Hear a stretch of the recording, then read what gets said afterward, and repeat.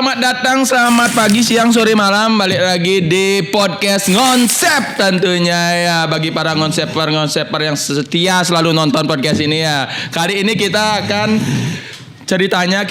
ngomongin tentang kesehatan hati, jiwa, dan pikiran dan mental. Nah, tentunya bersama bintang tamu yang tidak main-main, narasumber yang tidak main-main. Bersama beli siapa? Saya beli langsung aja nih beli. Beli siapa beli? Gus Jendra, boleh. Beli Gus Jendra, dia panggil. Guys. Beli Gus Jendra ngapain sebenarnya ke sini?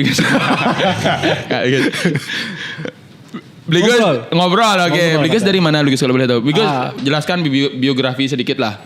Oke. Kerjanya di rumah sakit jiwa. Serius Gus? Serius. Bangli, jauh ya? Jauh. 1 jam lah. Beli Gus asli di mana? Sangeh. Jadi saya asli Badung. Badung. Pasti Banjar Brahmana ya. Ini lu nangorto. Siap gitu. Beli Gus dari mana tadi? Dari Sangeh ya? Sangeh. Kerja di Bangli. Betul. Dekat tempat itu. Memang rumah sakit jiwa tuh khusus ngerawat orang yang jiwanya sakit. Oh iya. Saya pengen nanya serius. Ini yang serius ya. Gangguan jiwa betul. Orang dengan gangguan jiwa. Oke. Beli Gus berarti lulusan psikologi. Ya. Beda dengan psikiater. Beda. Kalau psikiater artinya Tuh, Gua mulai. Sudah mulai.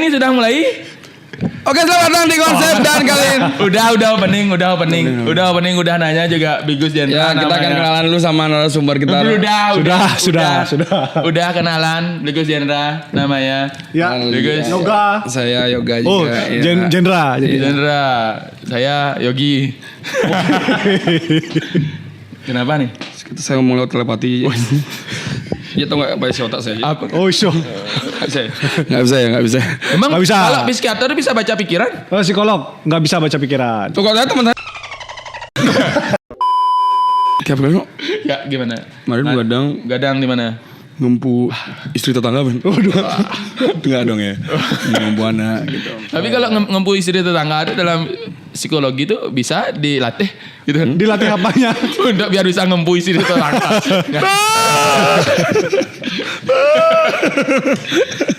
Agak berbahaya topiknya ya. Ngantuk. Balik. Kerja kemarin. Iya, Pas sekali. Wah. Di depan.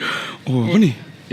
Ini adalah kopi yang tidak ada jedanya. Wah, apa tuh? Ada jedanya. Ada jedanya ya. Koma. Oh, koma. Kopi itu.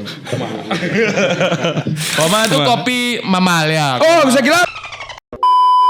Ini kebetulan dari kopi Mamal. Oh, ini gini nih, brown sugar latte. Yes, ini ada beberapa varian. Ini merupakan binaan Dinas Koperasi dan ini ada KMP. Ini Provinsi saya tahu nih. Kabupaten Badung. Picanyo namanya. Picanyo itu apa? Dari Peach kalau nggak salah. Yang ini. Iya.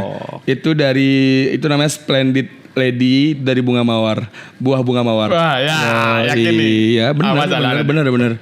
So ini namanya Alino. Udah pernah ke sana berarti Pak Galuh? Ini dari ekstrak apel nggak salah. Iya kan ya? Iya benar. Ini namanya Malibu. Malibu itu apa? Dari Lombok.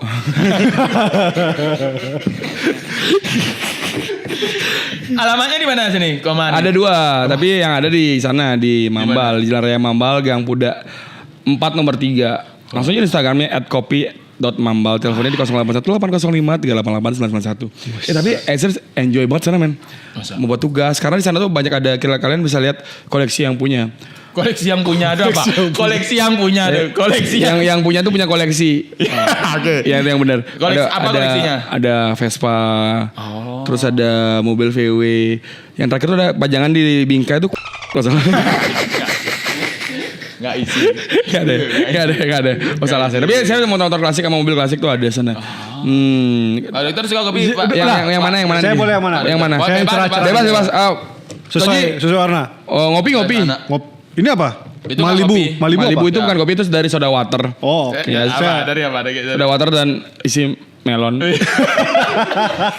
Nah, itu canda Kak. Itu kan soalnya saya trauma banget sama melon kue gara-gara. Markisa. Mari kita santap. Cepat. Yo, silakan. Saya minta kopi aja. Jangan dilihat Kopi nih. boleh. Kopi yang mana? Gula aren. Ya. Oke. Ya, Bingung, boleh. Ki. Nyedot americano. Saya Aleno. Alen. Ya ini silakan teman-teman. Kalau teman-teman mau langsung aja mampir ke Instagramnya Koma ya. Koma. Atau langsung aja ke Koma kalau misalkan mau buat tugas. Wah, tempatnya Mau pitching nih? serius bagus banget. Wah, bagus banget. Oke. Koma, kopi mambal. Kalau Yes. sange, kosa. Kosa. Belum ada. Belum mas. Nanti Iya. kan Pak Dokter yang buat. Oh jangan. Ada nih yang bisa di-cut, ada yang bisa di-cut Koma. Apa? Oke teman-teman dan sobat konsep. Nah kali ini kan memang bener banget ya. Arya tuh Aji bisa gak sih menilai kita tuh sakit atau enggak? Oh, Anda manggilnya dari Tuh- cara Tuh Aji apa beli ini tak panggil nih biar. Panggil Tuh Aji aja. Oh, Kita Tuh Aji. tetangga sebenarnya. Oh, dari Sange ya. Betul. Sama Gus Nata ya. Gus Data. Nah, Daku. Ya. Ya itu. Oke. Tuh Aji boleh. Bisa kan? Bisa nggak Tuh Aji menilai kita dari bicara ngobrol, dari ketawa bisa ya? Gangguan jiwa apa enggaknya? Iya, maksudnya ada oh ini orang ini kelainan nih gitu. Maksudnya kelainan nih harusnya maksudnya kelingkingnya bisa berdiri gitu loh. Oke. Kelainan kan cacat katanya. Ya aku cacat nih. Iya. Punya selaput tuh. Iya. Heeh. Terus? Dari segi ngobrol dia bisa menilai orang, wah ini orang ini sakit nih gitu. Oke, kalau dari segi ngobrol mungkin nggak bisa yang dalam situasi yang kayak gini ya. Kalau sehari-hari dan beberapa hari kita lihat, kita perhatikan, kok agak beda nih cara ngomongnya, kok ngomongnya nggak sesuai gitu ya, loncat-loncat. Nah itu mungkin bisa kelihatan gangguan jiwa atau tidak. Nah, koma lagi. Koma loh. Kita minum dulu nggak? Oke, boleh Boleh. Pak Dokter, Oke. silakan. Wah ini baru enak. Tadi Tante masih ngantuk dari belum. Gula aren, kita coba dulu. Ya baru coba. Makanya tadi, wah tiba-tiba aku lost control tuh. Gimana pas rasanya? Karena enak manis. Manis, segar. Dari gula aren. Betul. Iya. Rendah gula. Aren. Gula aren tuh dia nggak isi gula, bukan gula dia. Tapi gak pakai aren. Enggak, gula aren. Bukan gula. Gula aren itu gula. Masih gimana sih? Iya. Itu ya, Pak. Iya. Tadi kalau ngobrol aja lompat-lompat berarti itu kemungkinan ada gangguan, tapi bukan jiwa. Artinya kalau kita bicara gangguan kan ada gangguan jiwa, ada orang dengan masalah kesehatan mental. Kalau orang dengan gangguan jiwa yang tadi ngomongnya nggak nyambung, nggak teratur gitu. Misalkan kayak tanya, udah makan belum? Saya sudah mandi gitu. Nah, yang kayak gitu loncat-loncat. Komedian gitu ya. Bisa aja. Iya. Kalau komedian gitu jawabnya. Kalau seandainya suka marah-marah tuh, Ya. masuk dalam kategori gangguan jiwa sama apa tadi? Ya, punya masalah kesehatan mental. Ya. Oke. Kalau sering marah-marah, saya kan sering marah-marah nih ketika live tuh. Walaupun saya kontrol emosi, apakah kemungkinan ada cenderung ada kesehatan mental di sana atau tidak? Oke, kalau marah-marahnya itu sampai melukai orang lain, melukai perasaan orang lain gitu ya, atau ngamuk-ngamuk ngancurin barang nih, nah itu baru punya masalah mental. Kalau ngumpat terus gitu. Kalau terus-terusan ya masalah sih sebenarnya. Artinya kan marah itu kan cara mengekspresikan emosi. Nah, itu dah benar. Kalau cara mengekspresikan emosinya cuman marah doang, Benar. nah itu yang jadi masalah. Kalau cara mengekspresikan emosi kan banyak ya. Gimana? Nggak harus dengan marah aja. Teriak. Ya teriak, tapi kan. Nah ini nggak apa-apa karena tidak ada orang yang terlukai perasaannya. Kalau nah itu kan melukai. Ini yang nggak disensor ya. Dia nggak disensor misalnya. Cacing ulat gitu misalnya. Ya. Nah, itu ya cacing itu yang nggak disensor. Cacing. Dasar Thailand. Ya. Apalagi itu terus-terusan. Nah itu kan jadi Kelengkeng. agak gitu. berbahaya ya permainannya di sini. Iya. Bang Satria. Bang Satria. Udah tahu ya. Bang Satria ya. Bang Satria, Bang Satria. Gimana ada yang suka marah-marah? Iya, saya suka marah-marah. Itu maksudnya acting apa beneran? Acting sih sebenarnya. Oke. Tapi saya pernah tidur sama dia, Tuh Haji. Tidur pun emang marah dia. Nengke dia tidur.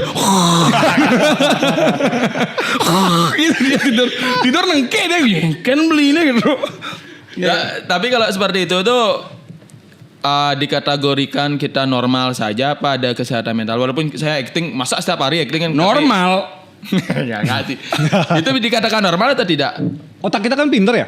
Bener. Oh, dikira setiap ada masalah kita tuh selalu marah-marah. Padahal acting. Yes. Cuman jangan-jangan di kehidupan sehari-hari juga kayak sering marah-marah. Nah, coba tanya istrinya. Nggak, Udah nikah? Iya. Udah. Udah, berapa istrinya? Satu lah. Oh, satu. Saya tapi nggak, kalau misalnya ada masalah, pendiam saya. Oh bahaya. Oh, diam. Iya, saya diam. Iya. Kalau ada masalah, ada problem tuh saya diam. Nah, diam meledak apa? Diam. Nah itu dah waktu saya live itu dah malam biasa. Tapi kalau misalkan pemendam tuh ada nggak kemungkinan nanti dia udah banyak uang nih, karena kan dia kerja terus nih, Ya.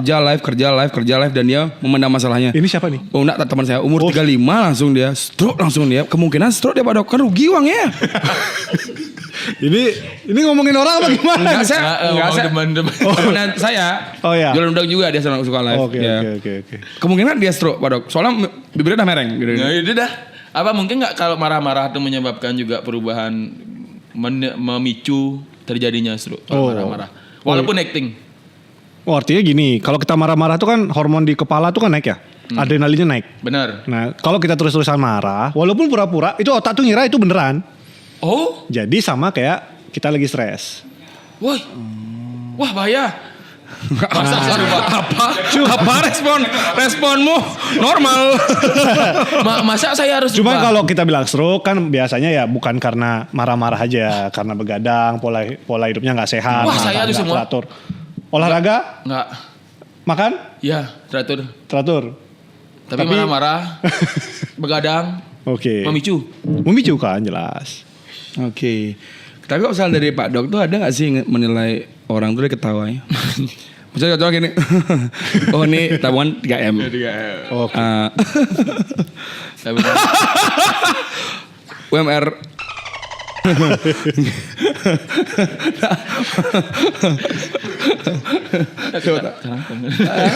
Kalau UMR Bandung kan gampang. Waktu galungan bener. Saya cukup gajinya. Tapi kan ada 2 juta per kakak di Bandung. Oh iya, membantu ya. Jadi kita Gitu. setelah galungan perlu lagi. Kalau kuningan. Ada nggak Pak Dok? Lebih ringan kali ya.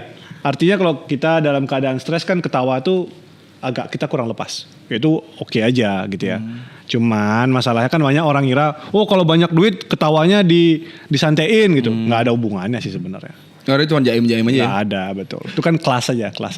Oh, jadi mereka yang kita lihat di media sosial tuh orang-orang kaya yang ketawa-ketawa tuh untuk menjaga image saja. Tapi kalau misalnya mungkin orang-orang terdekatnya mungkin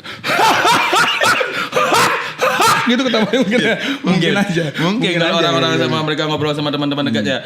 Kalau misalnya kita emosi ya beli Iya, Gus, iya. beli Gus. Tapi kita luapin dengan cara ketawa. Salah apa? Ada yang aneh di sana. Oh nggak apa-apa sih sebenarnya. Kan artinya gini, marah itu kan sama aja kayak emosi lain ya, mau seneng, mau sedih gitu sama aja. Yang penting kan tidak sampai melukai perasaan orang lain. Cuman kalau ini marahnya cuman untuk ketawanya ya, ketawanya cuma untuk menutupi marah, ya nggak bagus. Kalau terus-terusan kayak gitu. Itu kan sama dengan kayak apa ya? Punya kamar kotor, ditutup pintunya gitu. Oh, menutupi hal. Ya, cuman kan tetap aja bakal kebauan kan dalam kamarnya ini. Iya. Sirkulasi udaranya. Luar gitu tiba-tiba. Iya. Gas meledak ya. Betul. Emang kamarmu sih gas? Enggak lah. Berarti cara menyalurkan emosi yang benar tuh kayak gimana? Beli Gus, Pak Ngocok, Dokter. arisan. Kan karena bertemu teman. Ya, tidak. Refreshing ya gitu. Area bisa ya. Nggak, kalau misalnya Ligos nggak serius nih. Kalau seandainya nggak serius, kalau seandainya melakukan itu yang dibilang nggak bisa arisannya. Itu salah satu penyaluran PMO. emosi. Ya, apa istilah lebih sopannya. Itu salah satu PMO. menyalurkan emosi atau gimana? Kadang-kadang juga saya reda. Betul. Oh udah keluar. Bisa lagi emosi. Bocol. Enggak, saya pernah stres. Iya. Saya pernah masalahnya melakukan seperti itu dan mereda memang. Emang ada yang nggak pernah di sini? Ketika lagi emosi nggak tahu saya teman-teman. Karena saya pernah melakukannya. Oke. Ada teman saya ditok namanya. Ya di tok dia Sejam sekali tapi. terlalu cepat produksinya. Nggak artinya gini. Kalau kita lagi stres, kita kan butuh hormon namanya dopamin nih. Yes. Ya. Dengan melakukan masturbasi itu dopamin tuh naik. Makanya kalau kita habis masturbasi, biasanya kan langsung ngantuk tuh. Yes. Ya kan, bisa lebih rileks. Benar, lebih rileks, saya lebih Ya rileks. kan, nah, itu ya oke aja. Cuman jadi masalah kalau setiap stres masturbasi, setiap stres masturbasi gitu. Toh, habis toh. Itu kan jadinya kayak masa setiap stres masturbasi kan gitu, nggak bagus dong cara mengekspresikan Menyalurkan emosi. Ya. Berarti cara terbaiknya ngapain Pak Dok? Kalau kasih saran teman-teman. Artinya saya udah kebas tuh ya. Stres masturbasi. Stres kebas saya nih. Kok ngantuk-ngantuk. Dari waktu saya bilang, oh iya ngantuk. Tapi enggak juga. Ternyata saya kebas ya. Ya. Kalau kita bicara wajarnya wajarnya. kan seminggu 2 sampai 3 kali. Jadi kalau udah seminggu ya, bukan sehari 2 kali 3 kali, tapi kayak minum seminggu. obat sehari. Itu wajarnya. Wajarnya. Kalau untuk merilis stresnya kita mungkin. Betul. Artinya kan ya itu juga katanya kan penelitian mencegah prostat, benar. prostat gitu ya. Artinya kan kalau kita mau bicara cara naikin dopamin yang lain kan olahraga bisa juga, curhat sama teman bisa juga, main game is okay gitu kan. Artinya semakin banyak kita punya cara untuk melampiaskan emosi itu kan semakin bagus. Jangan sampai cuman itu doang, apalagi masturbasi terus. Oke, dan ini kan tadi itu untuk penyaluran emosinya atau Ji ya.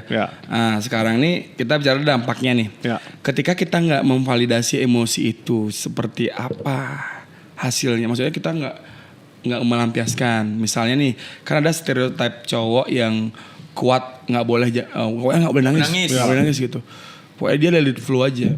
Seperti saya ini kan. Saya gitu. Let it go. Oh bukan. Let it flow. Oh let it flow. Sorry. Tiba-tiba saya buat salju nanti sini. Enggak, saya serius gitu. Iya, Saya iya, pernah waktu orang tua meninggal kan, Iya. saya nggak nangis. Tapi emosi dalam dalam hati itu susah. Menurut saya sudah ya. Tapi bergejolak. Tapi saya nggak netesin air mata. Tapi pengen. Tapi pengen sebenarnya. Oh, Tapi kenapa? jaga image.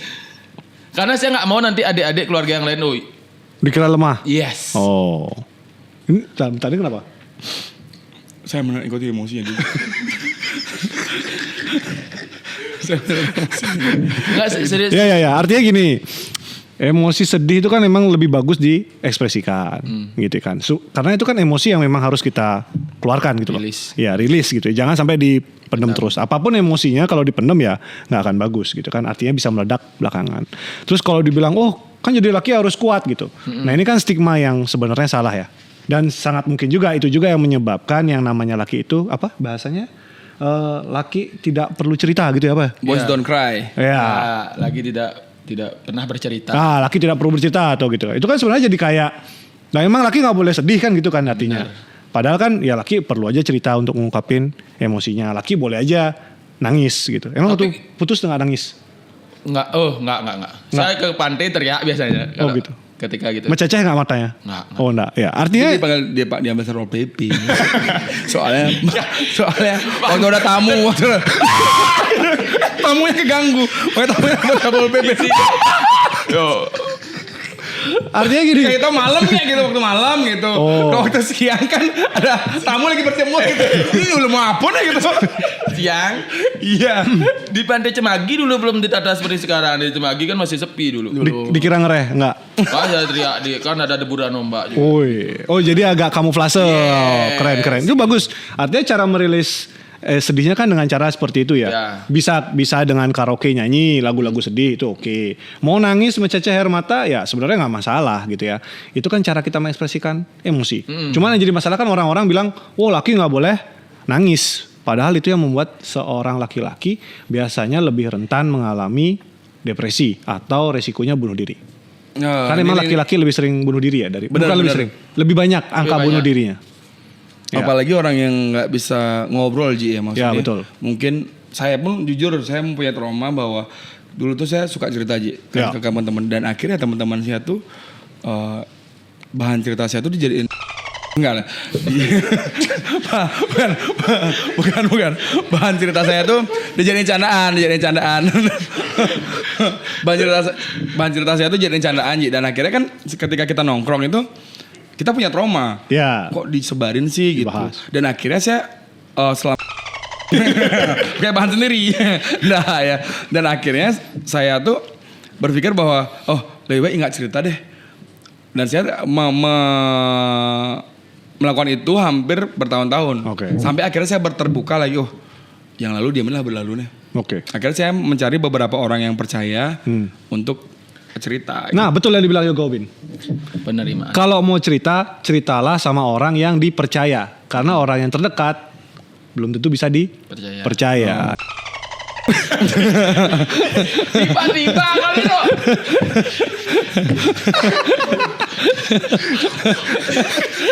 Lalu banyak punchline podcast kali ini guys. Serius. Ini adalah podcast paling lucu men. Di PMK lainnya gak ada podcast kayak gini bro. Jadi kalian harus nonton. Serius ya. Kita balik lagi. Kita itu JR ya. Harus mencari teman yang tepat lah ya. Ya, artinya kalau kita mau curhat, kita kan harus sama orang yang gak ngejudge. Atau tidak, tiba-tiba, kamu tuh kurang bersyukur gitu. Ya orang pengen cerita doang gitu kan. Atau dibandingin. Yeah. Cimarek gitu. Cang Pidan. Itu udah tongkrongan bapak anak muda cowok ya biasanya. Iya jadinya bukan saling menguatkan ya. Iya jadinya kan justru kayak kita jadi kayak loh kan mau curhat ngapain malah dibanding-bandingin gitu kan. Malah kita jadinya malah nggak nyaman untuk cerita ke teman-teman. Apalagi kalau laki kan biasanya justru dijadiin jokes tongkrongan ya. Iya. Nah itu yang pasti jadinya nggak enak lah untuk kita cerita. Padahal kan ya laki tetap butuh tempat. Iya benar. Dan ini juga cerita gini ya. Jadi singkat aja dulu tuh saya punya teman yang saya cerita untuk masalah percintaan dan ya hal-hal yang seharusnya secret. Nah saya buka di sini nih. Cuma di WhatsApp. lagi. Jadi pernah waktu itu kan ya masa muda aja, zaman-zaman saya mengajak remaja nonton film dewasa. Saya buka celana, saya udah lihat sekitar bahwa tidak ada siapa-siapa. Setelah saya nonton dan melakukan hal itu, orang tua saya keluar. Itu saya ceritakan ke teman dan akhirnya saya cerita ke teman dan itu akhirnya diginiin. Ya gue ketahuan. Ya. Gitu. Gitu. Jadi bahan tongkrongan jadinya. Sebenarnya cuma pingin melampiaskan emosi aja kan. Cuman malah jadi masalah baru. Harusnya pengen cerita aja, tapi kita tapi paling benar tuh ketika kita cerita dengan orang yang tepat.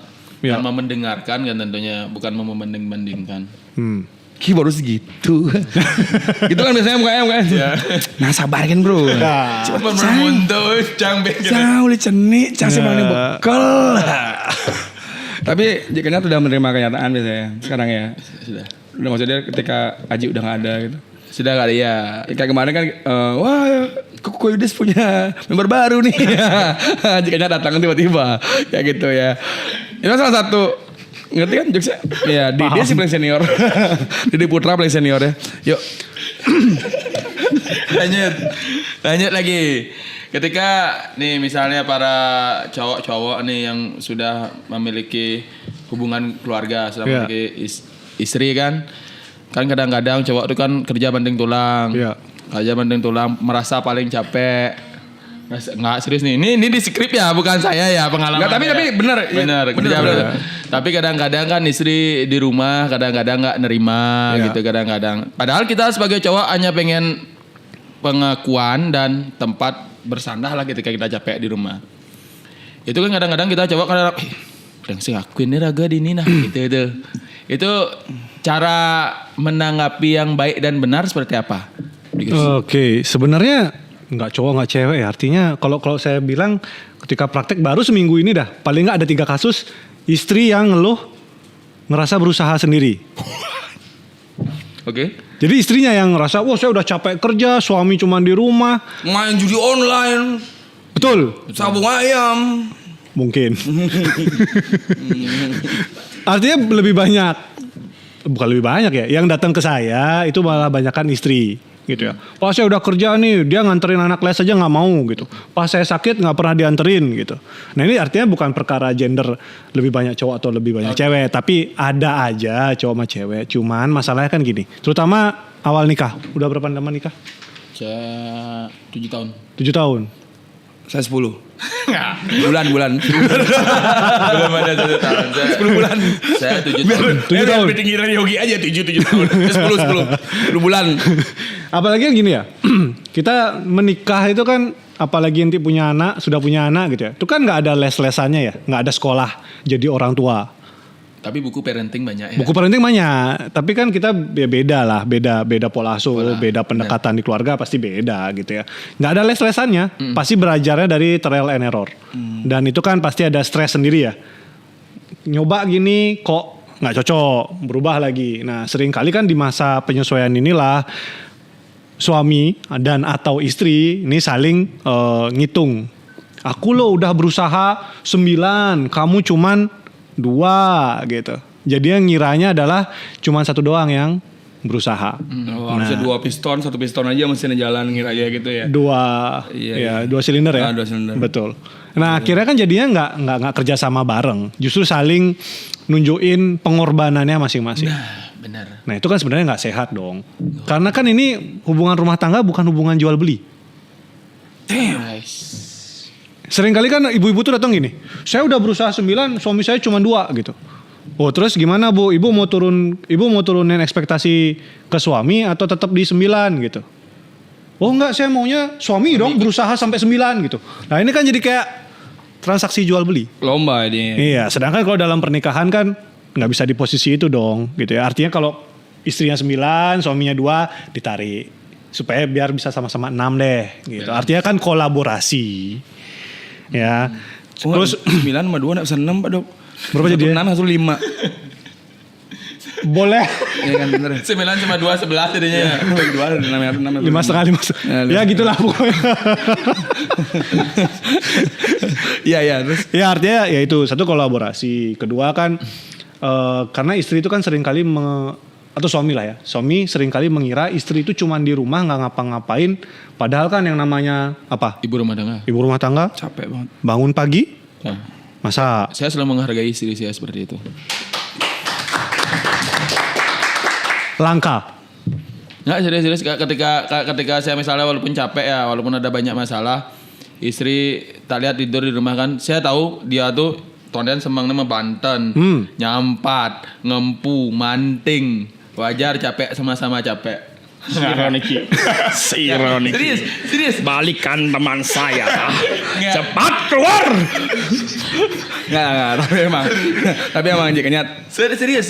Bagus. Artinya gini, kebanyakan suami menganggap apa yang dilakukan mau Banten, ngempu, bersih-bersih itu adalah sebuah keharusan, sebuah kewajiban. Oh, oke. Jadi tidak perlu diapresiasi.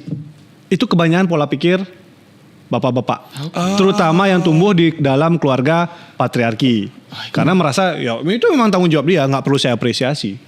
Nah pulang-pulang suaminya datang main game, nggak ngerambang istrinya, atau kalaupun nyampe rumah kamu ngapain sih nggak ngurusin suami gitu, padahal kan tadinya dia capek. Makanya kalau dalam situasi kayak gitu ya. Satu harus saling mengapresiasi, karena kan balik lagi ya, ini kolaborasi nih, bareng kalian gitu loh, nggak bisa transaksi jual beli. Dan yang paling penting adalah memberikan apresiasi. Apresiasi itu sekedar bilang terima kasih atau ini loh uang buat ke salon, kan kamu udah capek nih minggu ini mau galungan nih gitu. Itu kan udah membuat si istri merasa dihargai dan punya waktu untuk dirinya sendiri. Nah, tapi Pak Dok, saya kan selalu bilang sama istri saya, ketika dia stres nih, dan saya kan jadwalin dia keluar misalnya, kan kita anak saya masih kecil Pak Dok, segini. Ya. Begini lah. Nah, baru 3 bulan kan, itu bayi tabung. Ya. Itu saya kan udah 3 bulan. Dan ya saya selalu memposisikan bahwa kita ini harus, atau enggak, kita harus keluar seminggu 2 kali lah. Ya. Nanti maksudnya masalah ngempu, saya yang kerja, bayar buat jagain, bukan apa sih namanya, home care, ya babysitter, bukan, babysitter buat ngejagain, ntar kita jalan-jalan, gitu, dari stresnya. Tapi salah nggak sih kalau misalkan kita tidak menafkahi batin? Apa nih batinnya? Siapa nih? Istri apa Anda? Kita capek Pak Dok. Oke. Kalau kita pernah nggak merasakan kayak gitu? Pernah. Terus tiba-tiba dia kayak, ayo, tapi kita besok boleh nggak? Oke. Artinya lah, yang salah satu lagi pengen, cuman lagi satu capek, jadinya nolak gitu. Tapi dibalasnya 2 hari lagi dengan 11 ronde. Ini kira-kira banyak sensor apa nggak kira-kira nih? Dok, aman. Kasihan editor sih Iya, saya sebenarnya. kayaknya aman sih ya. Orang-orang kita Aman. kan maksudnya main game, kita main tinju akhirnya di PS gitu. 11 ronde namanya. Ya oke aja sih sebenarnya ya. Cuman kan seringkali gimana cara mengkomunikasikannya. Mois, itu bener. Artinya jangan bilang aku capek gitu. Nggak aku inguh gitu. Nggak apa-apa kita jelaskan mental load-nya. Mental load itu bebannya kayak gimana. Aduh aku capek banget tadi pagi podcast, jualan di depan, kehujanan. Aku lagi kurang mood nih nggak apa-apa kan besok aja. Artinya harus dijelaskan dong mental load-nya. Oh benar-benar. Yang sering kali ditolak itu kan adalah kalau jawabannya aduh inguh. Aduh capek sekali nih gitu. Itu kan membuat Besok aku kerja lagi nih gitu. iya, artinya kan membuat ditolak tapi tidak ada penjelasan sama sekali. Jadi nggak apa-apa untuk dijelaskan apa sih yang jadi mental Mau load. hari buat rasa gini, mau nggak Ustaz?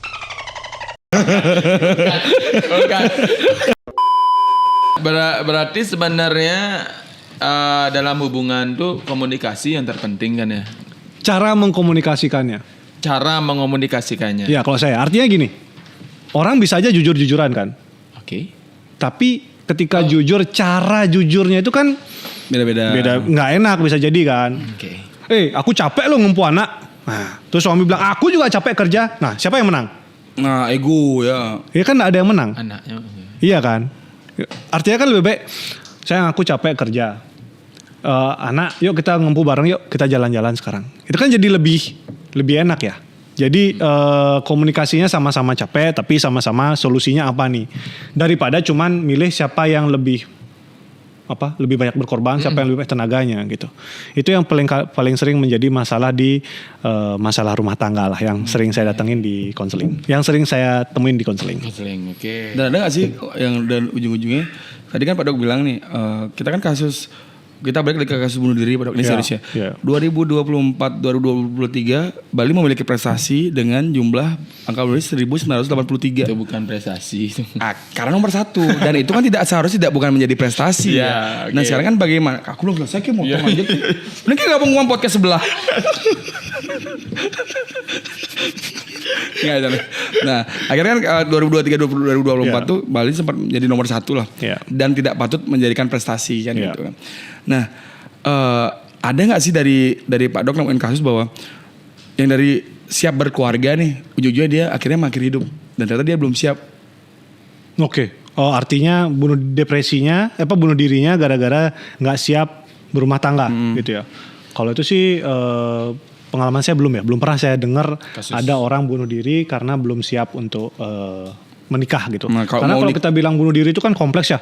Nggak cuma satu masalah itu aja gitu. Bisa jadi dituntut nikah sama keluarganya tapi dia belum siap, dipaksakan, secara finansial belum kuat, artinya banyak nih.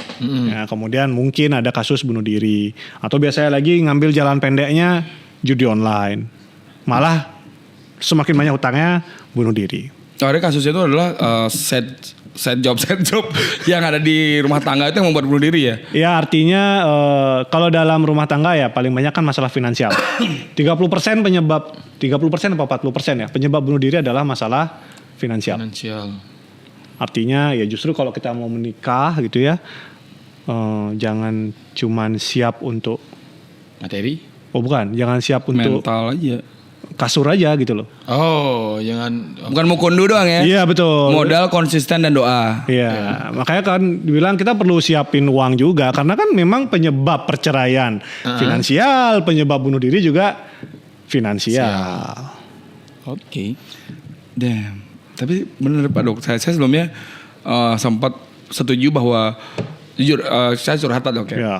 Saya setuju bahwa dengan ketika kita di rumah udah capek seharian kerja, akhirnya saya istri capek ngempu, akhirnya saya ngobrol sama dia.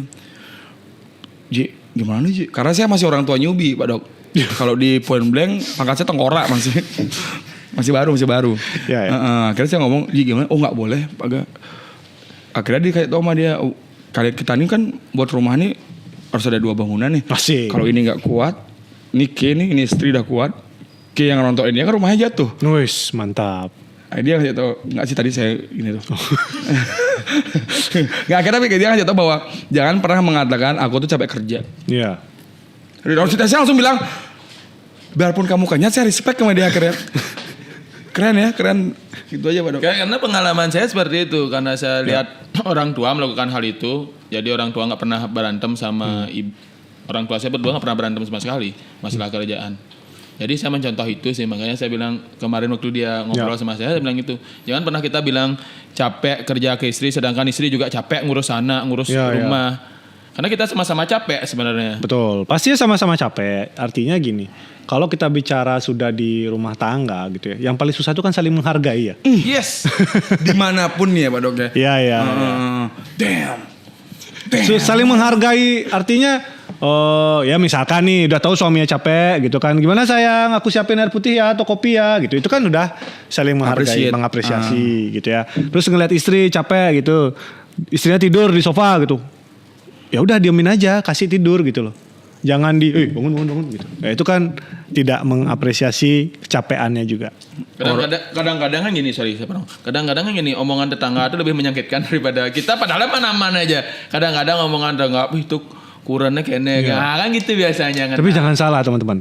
Ketika saya di rumah sakit jiwa, banyak yang punya masalah kesehatan jiwa itu karena ortopisage. Real. Terlalu mengeruang ortopisage ya. Iya. Artinya ya misalkan nih gitu ya, yang paling sering, tuh lihat no rumahnya gitu kan, ya secara bentuk ya atau gimana, itu udah jadi stres. Atau itu lihat no nggak pernah ke Banjar gitu, udah jadi stres sendiri. Banyak yang sumber stresnya seperti itu. Kira-kira gimana ya solusinya? Kalau saya, misalnya Pak. Gimana? Kalau saya nih, kalau misalkan dibilang, dulu saya awal-awal sama nih dengan awal-awal mulai konten nih. Saya selalu bilang, selalu nanya dengan konten kreator, ketika kamu mulai, kamu pernah nggak dapat hate comment? Gimana cara nanggepinnya? Akhirnya saya tanya aja ke Nyat, Gunung Mayun, orang Itakimu. Dia udah diamin aja. Inti yang pertama, jangan pernah baca komen ketika kamu mulai berkarya. First, kalau kamu baca komen, kamu akan mulai jalan. Sama aja dalam kehidupan kayak sama dong kayak kehidupan. Kita ngapain? Kita harus ngeruang pisaga yang nggak ngasih kita nasi. Betul. Gitu jadinya. Ya pada akhirnya kita harus selesai sama diri sendiri dulu kan. Kita tidak bisa mengontrol orang di luar yang bisa kontrol diri sendiri. Siap. Saya selalu melakukan itu Mas. Keluar kamu sekarang, keluar. Hal-hal yang tidak bisa saya kontrol.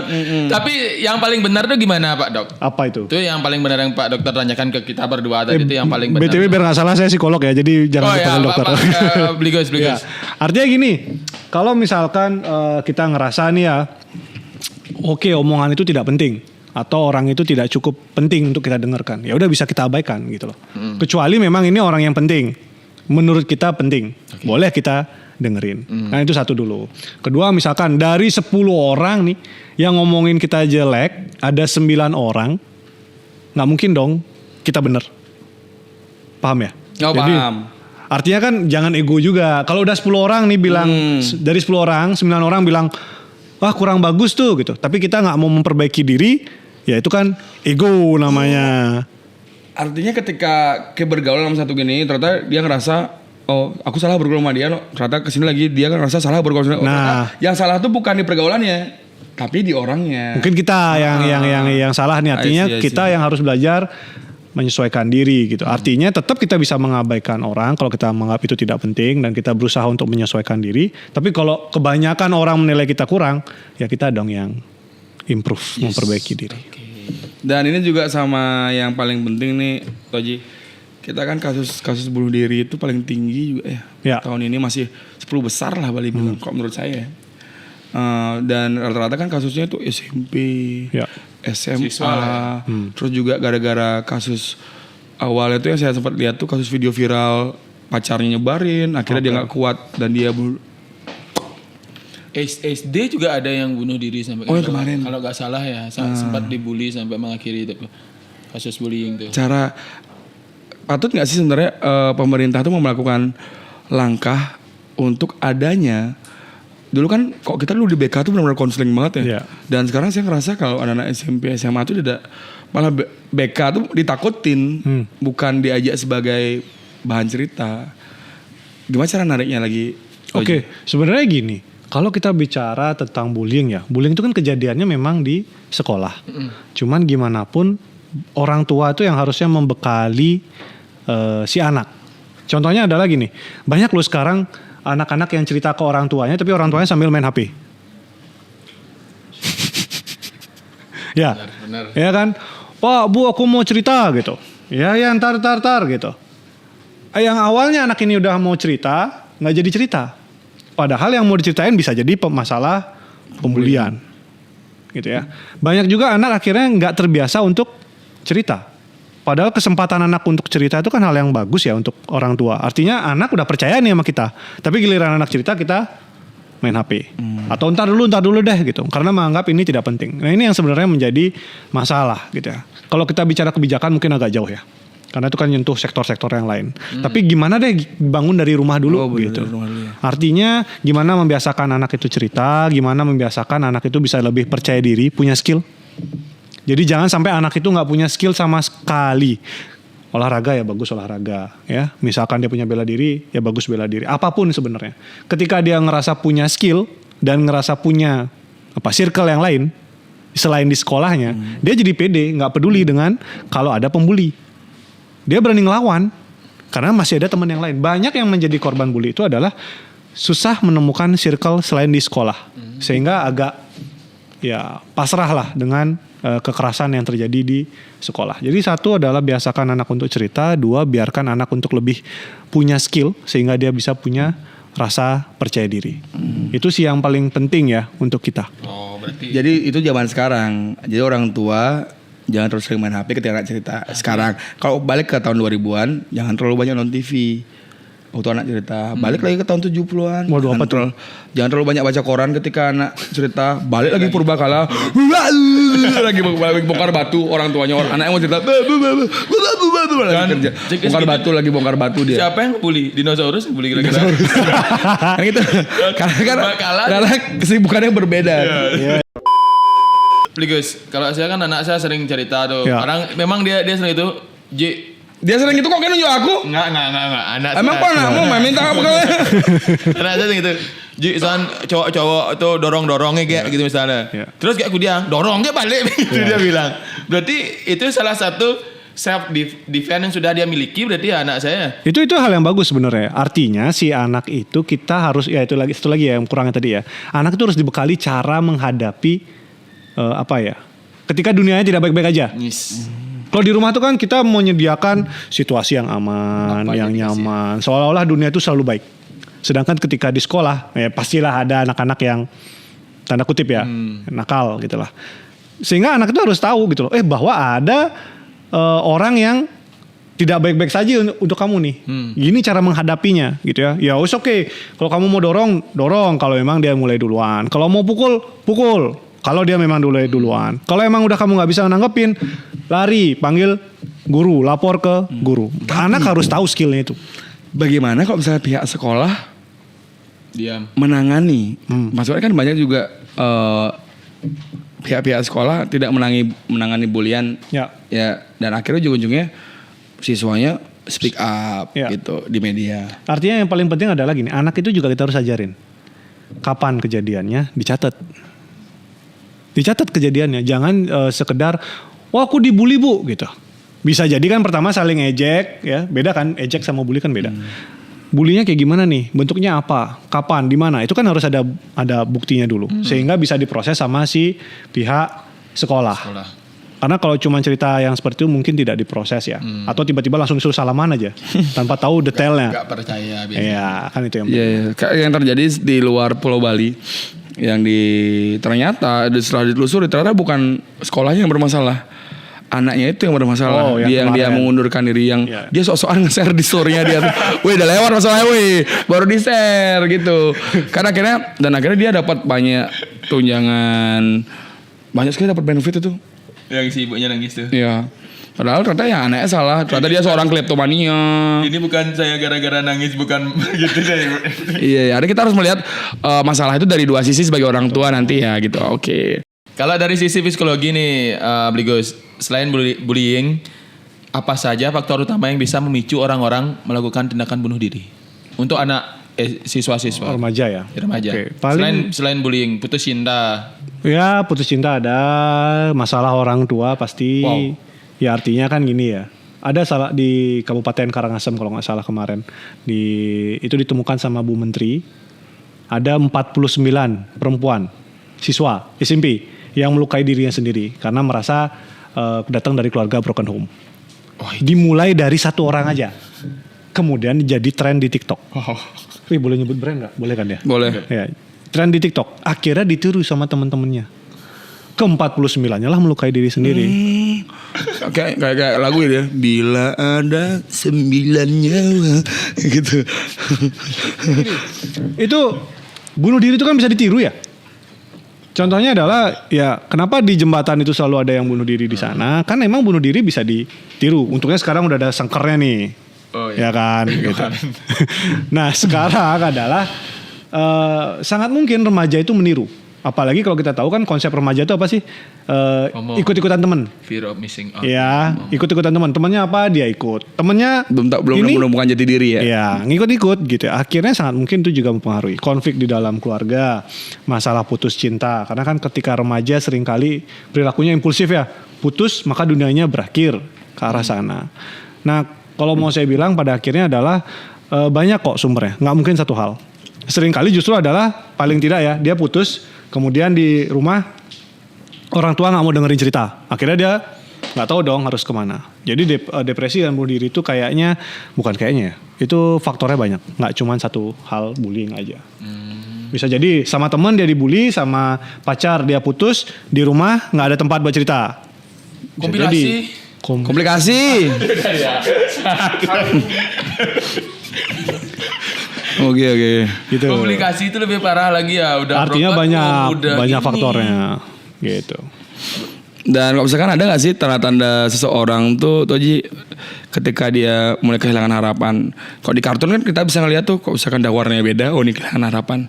Tapi kok misalnya di dunia nyata ada gak sih kita bisa ngeliat dari kesehariannya, cara dia mandi, cara dia ngenge? Tetap itu punchline. Ya ngapain kita lihat orang ngengean ya bang? Ya sangat mungkin. Ya misalkan yang dulu senengnya nongkrong tiba-tiba nggak pernah nongkrong. Ya, itu boleh nggak? Atau tiba-tiba habis keluar langsung masuk kamar. Yang dulunya mungkin sering ceria ngobrol sama keluarga, tiba-tiba langsung masuk kamar udah kayak gitu. Biasanya perilakunya cenderung berubahnya ekstrim. Nah, atau mengungkapkan kata-kata kayak aku udah capek sama dunia ini, aku udah bertahan, nggak ada yang peduli sama aku, untuk apa aku hidup. Biasanya ada kalimat-kalimat yang seperti itu, gitu ya. Atau misalkan, nah ini remaja nih misalkan tiba-tiba, Bu ingat ya itu kucing aku dikasih makan gitu. Padahal sebelumnya nggak pernah kayak gitu. Itu kan seperti menitipkan suatu ya, wasiat ya kayak gitu. Nanti kalau misalkan aku kayak gini kamar aku jangan dikasih adik ya misalkan. Itu sebenarnya kan pesan-pesan ya. Cuman kebanyakan orang awam tidak memahami pesan-pesan itu. Banyak yang tidak memahami. Kalau kita lihat yang kemarin kejadian bunuh diri gitu ya. Yang di sana. Ya, itu kan dia ngasih pesan juga. Udah bilang aku pamit. Ya, tolong jagain. Aku punya hutang di sini gitu. Mungkin kalau di yoga gitu ya punya teman, aku mau lunasin hutangku gitu.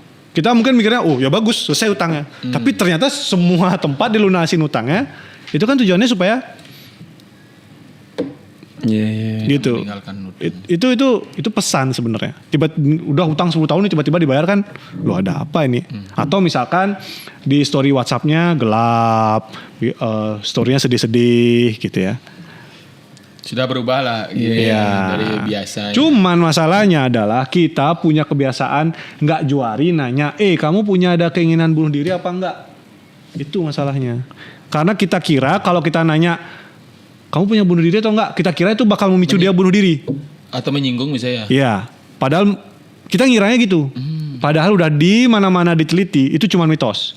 Justru ketika kita tanya, kamu kenapa nih kok storymu kayak gitu?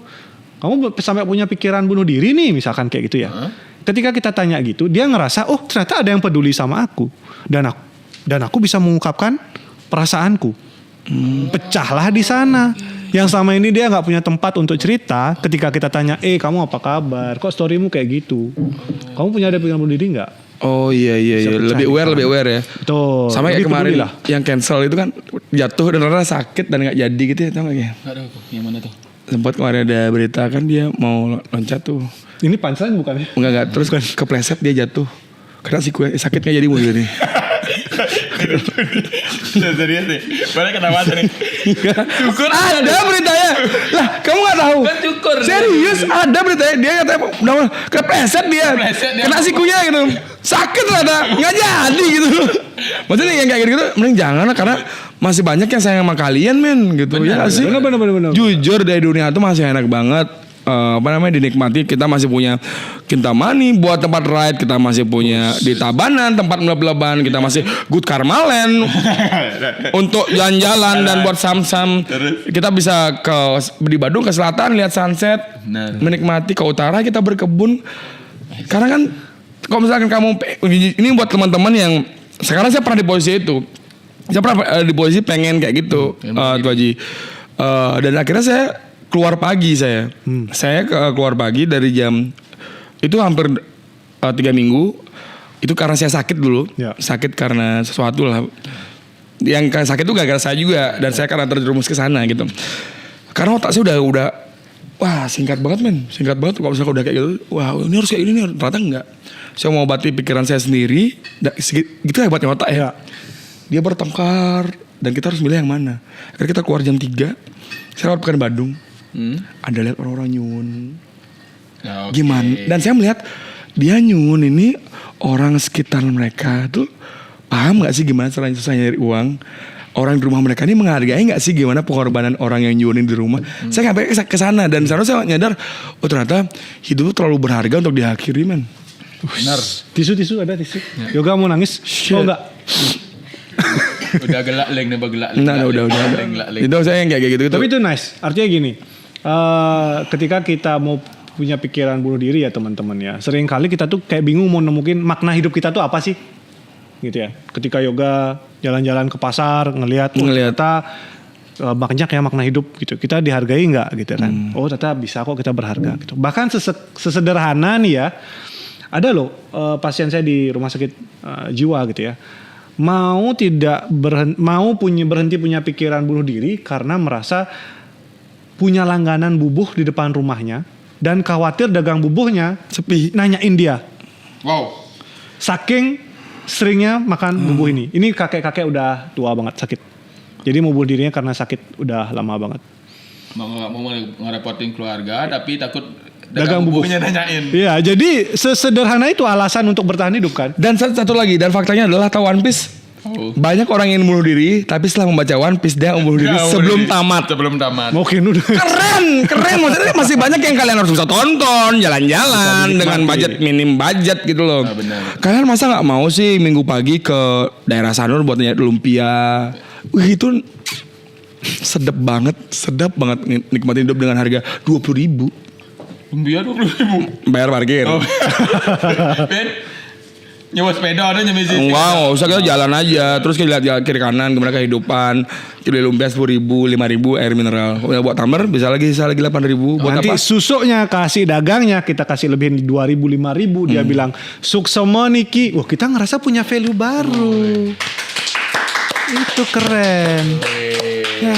Itu langkah kecil yang bisa kita lakukan. Beli guys, kalau sekarang saya nanya guys, kapan sih ada nggak tanda kalau kita ini butuh ke psikolog atau psikiater? Ada nggak tanda-tanda orang yang sudah mulai depresi ini? Kita harus nih ke psikolog. Kayak saya pernah ngobrol sama Yoga waktu itu dah. Caper. Ada nggak? Ada. Artinya kan kita harus punya kesadaran dulu ya. Ini sejak kapan? Kita ngerasain apa aja nih gitu. Tapi yang paling sering adalah gangguan tidur. Yang paling sering gampang kedeteksi itu gangguan tidur. Jadi tidur itu gelisah, kalaupun nggak gelisah kebangun. Atau tidurnya cuma 2 jam 3 jam, ya sangat sedikit lah. Itu biasanya gejala awalnya.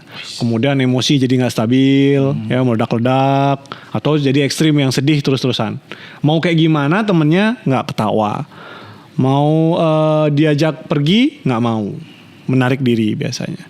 Itu biasanya udah gejala-gejala gangguan depresi. Kita butuh konseling berarti harus. Betul. Apalagi kalau udah menetap 2 minggu kayak gitu-gitu, pasti butuh. Oh, kalau berarti untuk orang tua kalau lihat anaknya seperti itu lebih baik langsung ajak ke Psikolog. Betul.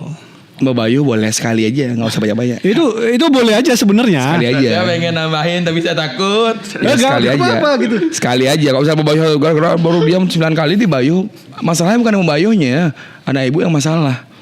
Anak ibu bermasalah, pakai kombanderin.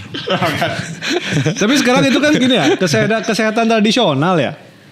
Oke. Jadi kalau kita bilang itu efek placebo kan artinya seolah-olah kita meyakini gitu, itu bagus loh. Karena bisa memberikan harapan. Jangan-jangan bisa. Bagi orang tuanya. Ya, bagi anak juga bisa kan. Siapa tahu bisa nih beneran nih kan jadi harapan. Oke. Apalagi ketika misalkan ya itu efek placebo lah kita bilang. Belum lagi kalau misalkan ternyata kita diketisin tirta. Ketika diketisin tirta itu kan sebenarnya Dingin.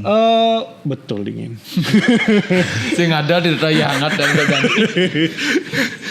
Kalau kita bicara ilmiahnya, kita tuh manusia tuh punya mammalian death reflex. Wah, apa itu namanya? Jadi kita itu kayak punya refleks kalau kita kena air dingin, ya.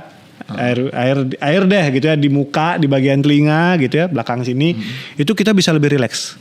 Makanya kalau kita habis bertirta biasanya lebih langsung Nyes gitu kan. Bener. Itu bukan karena apa gitu ya, tapi bisa dijelaskan juga secara ilmiah bahwa memang kalau kita menyelam atau kita kena air biasanya lebih rileks. Melukat. Makanya gitu ya. melukat gitu ya.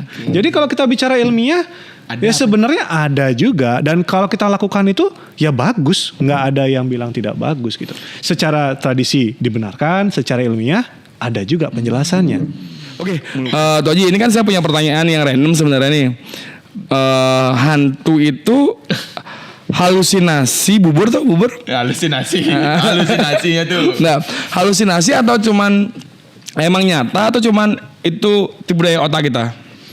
Ya, kalau kita bicara ilmiah ya, kebetulan saya kan diundang sebagai psikolog nih, jadi kita harus jelasin secara ilmiah Ya, nggak salah dong. nanti juga Gitu. ya sesuai dengan. Pernah ke rumah kosong? Yang rumah nggak ada ditempati? Oh, rumah saya. Ini Ya, rumah lantai 3, lantai 2-nya kosong, lantai 3-nya isi. Ya rumah depan kosong, rumah belakang kosong, jineng belakang kosong ya. biasanya kalau rumah kosong kan lembab ya. Kalau kita lembab ngerasanya apa? Ada sesek, ya kan, pengap. Cuman karena otak kita udah ini horor nih, bahaya nih gitu. Otomatis pengap itu kayak seolah ada yang ngikutin di belakang. Oh, merasa. Atau misalkan karena kebanyakan CO2 di ruangan itu. Ya, sehingga otak kita itu jadi kayak mengalami halusinasi. Kita ngelihat bayangan kita kira hantu. Betul. Kaget. Tumbler. Atau karena tegang, ya. Artinya bisa jadi kita kan harusnya mendengar hertz tertentu ya, suara itu. Ketika hertz itu suaranya terlalu rendah, ya suara gesekan daun, terus suara kipas misalkan, itu otak kita tuh kayak bersiap, jangan-jangan gitu. Padahal kan sebenarnya tidak ada apa-apa, cuman otak kita begitu. Ada tisu? Nggak ada tisu, saya tisu juga dari tadi. Ya bro, lanjut dulu. Tapi kalau misalnya, Gus, kan ada sekarang fenomena yang di TikTok tuh ngobatin via gini tuh, Ya, online tuh. Itu apakah, mohon maaf nih ya, saya hanya baca skrip nih, takutnya saya menyinggung no. Serius nih di skrip nih. Jadi gimana Ji?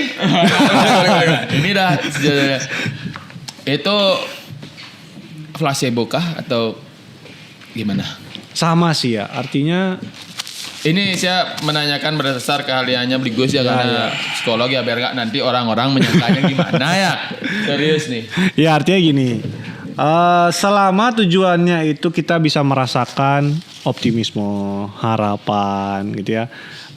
Ternyata kita ada merasakan keyakinan gitu ya. Atau seenggaknya kita merasa didukung deh sama si healer atau sama yang komentar gitu ya. Kita kan jadi ngerasa tidak sendirian. Dan kita merasa oke, ternyata efeknya positif. Ya boleh-boleh aja. Saya tidak menentang itu. Selama memang dirasakan ada manfaatnya.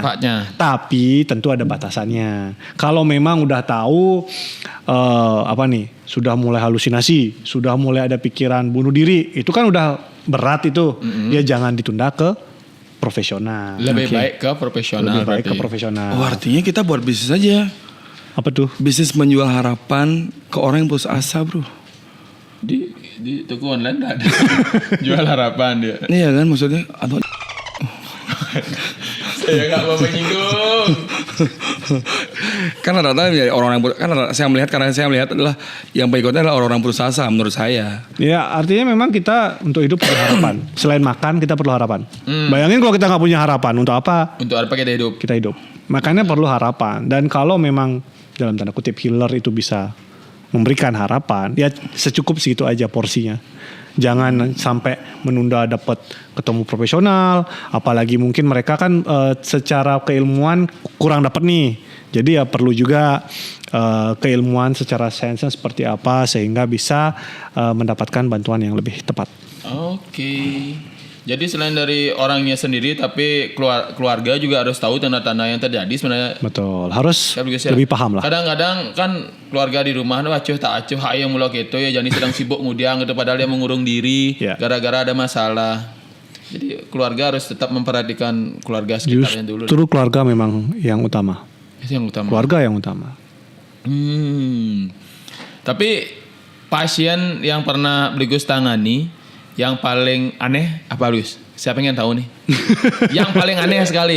Misalnya sering lihat hantu gitu misal ada yang Ada nggak pemakai Toji yang boleh Oh, boleh. pemakai. makanya kan lebih cenderung halusinasi dia. Iya, ya, banyak ya banyak. Kan? Parnoan. Oh. Iya betul. Banyak. Kok tahu? Di rumah banyak yang belum tahu ya, di Rumah Sakit Jiwa Provinsi Bali, kalau sekarang namanya Rumah Sakit Manasanti Mahotama, itu kita punya slot 25 pasien atau residen untuk rehabilitasi narkoba. 25. Dan selalu penuh. Itu semua yang pecandu. Pecandu narkoba. Ada nggak yang repeat order? Tidak repeat order atau repeat order? Ya repeat Yang repeat order. order. Ada. Gila no. Serius? Banyak. Repeat itu banyak. Nah, misalnya Ini nggak tobat dia. Oh, saya kurang tahu. Gila kan no. Tobat ya gue. Gini. Jadi bahkan kita ya kita punya slot 25 residen. Itu sampai ada yang nunggu-nunggu. Nunggu-nunggu dalam artian harus pulang dulu baru dia bisa masuk. Harus pulang dulu baru bisa masuk. Ya. Dan itu kebanyakan sekarang anak muda. 25, 30 ke bawah. wow. Yang terakhir 18 tahun juga ada. Wow. Nah, sekarang masalahnya adalah mereka perubahannya bergeser ya. Mereka itu menganggap menjadi pengedar, menjadi tempel gitu. Itu bisa menghasilkan lebih banyak uang, cepat. Karena kan emang cepat ya. Cepat uangnya tapi Ya. habisnya di sana lagi. Resikonya kan di situ, barang lagi gitu ya. Cuman yang saya bilang ya itu masalah kita bersama lah gitu ya. Cuman sekarang kalau mau dibilang anehnya adalah mereka itu karena sudah pakai sabu-sabu, itu kan sifatnya stimulan ya. Ya. Saya nggak tahu. Ya sifatnya stimulan itu jadi kayak kita menggebu-gebu nih. Oke. Nah langsung bukan berakhirnya, dimulai kemudian dengan judi online. Oh. Jadi judi Feeling online, merasa 1000%. ya judi online ini semakin intens. Artinya uangnya banyak habis di sana. Jadi banyak yang dengar nih ya, Oke. mungkin pakai barangnya berapa gitu ya sedikit, tapi judi online-nya banyak banget. 10 juta. Beli barang salah 1 gram 1,5. Judi online 10 juta gitu ya. Wah itu kecil, Wah. Ada yang 100. 700, Wow. 4M, Wow. 4M. 13 sertifikat tanah. Dan itu orang yang sering balik-balik. Oh kurang tahu. Ini kan rahasia. Bener nggak boleh itu yang kayak gitu itu sensitif soalnya. Artinya 14 sertifikat tanah pun, ini saya bilang 14 sertifikat tanah belum tentu benar 14 ya, tapi belasan. Ya. 700 juta bisa jadi lebih. Tapi angkanya bisa di angka seperti itu, ekstrimnya. Ada yang sampai berhutang. Wow. Ada yang sampai kehilangan perusahaannya. Itu masalah judi online dan narkoba Kok itu di Bali. Paket jadi satu tuh nggak bisa ngelawan tuh kan. Serius paket satu Nah, tuh. yang menjadi masalah ada ketika dia sudah pakai narkoba, dia judi online, hutangnya banyak, keluarga mengabaikan, depresi, kemudian punya pikiran bunuh diri. Kadang orang tua kan panggil ya gitu kan ada kadang keluarga seperti Mungkin itu. aja jenuh kali. Sudah capek. Kan proses nama kalau misalnya sekali oke. SP1 oke, SP2 udah won, SP3 pangbe.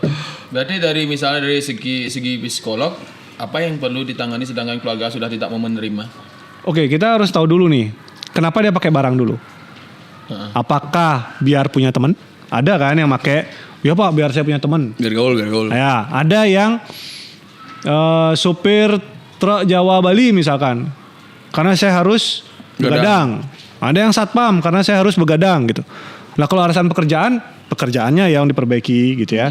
Oh kalau masalahnya di orang tua, ya masalah orang tua dong diperbaiki gitu ya. Oh kalau ternyata dia jualan terus supaya dapat cepat sugih misalkan, ya kita bina dong supaya dia dapat kerjaan yang lebih bagus dan punya skill. Jadi kan beda-beda